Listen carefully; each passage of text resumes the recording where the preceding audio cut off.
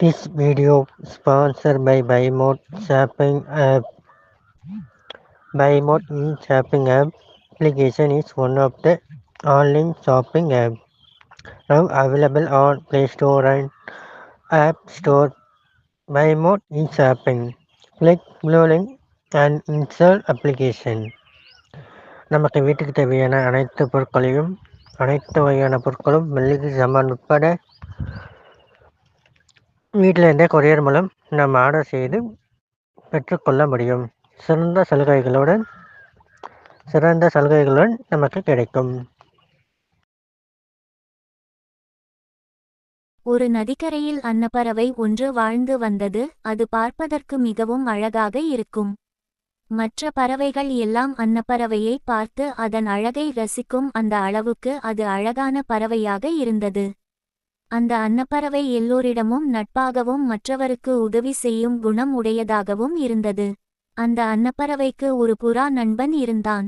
அன்னப்பறவை எப்போதுமே மற்ற பறவைகளிடம் நாம் மற்றவருக்கு உதவி செய்ய வேண்டும், எல்லோரிடமும் அன்பாக இருக்க வேண்டும் என்று அறிவுரை சொல்லிக்கொண்டே இருக்கும். ஒரு நாள் வேட்டைக்காரன் ஒருவன் காட்டில் வேட்டையாட வந்திருந்தான். அவனுக்கு வேட்டையாட எந்த ஒரு பறவையும் விலங்கும் கிடைக்கவில்லை. அவன் கோபத்தில் அங்கேயும் இங்கேயும் சுற்றிக் கொண்டே இருந்தான். வெயிலின் தாக்கமும் அதிகமாக இருந்தது. கடும் வெயிலினால் அந்த வேட்டைக்காரனும் களைப்படைந்து ஒரு மரத்தடியில் போய் ஓய்வெடுக்க அமர்ந்தான்.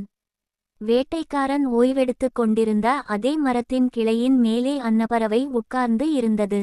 அன்னப்பறவை வேட்டைக்காரன் கீழே களைப்பாக இருப்பதை பார்த்து மேலே கிளையிலிருந்து கொண்டு அதன் சிறகினால் அவனுக்கு காற்று வீசி கொடுத்து கொண்டு இருந்தது. அந்த காற்றின் குளிர்ச்சியால் அந்த வேட்டைக்காரன் அப்படியே தூங்கிவிட்டான். அப்போது புறா அங்கே வந்து அன்னப்பறவையிடம் கேட்டது, நண்பா, உனக்கு இவ்வளவு பெரிய மனசா? இந்த வேட்டைக்காரன் மற்ற பறவைகளை எல்லாம் வேட்டையாடுபவன்.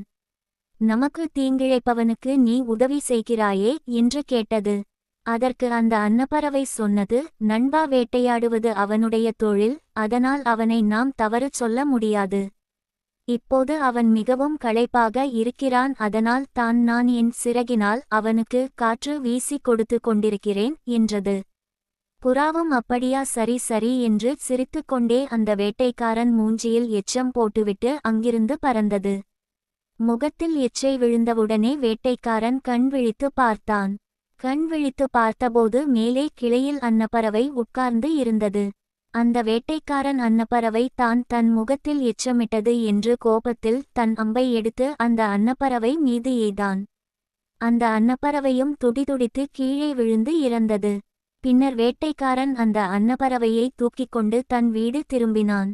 தன்னுடைய நண்பன் புறாவினாலே அந்த அன்னப்பறவையின் உயிர் பிரிந்து விட்டது. நீதி: நாம் சில பிரச்சினைகளை நம் நண்பர்களாலே சந்திக்க நேரிடுகிறது.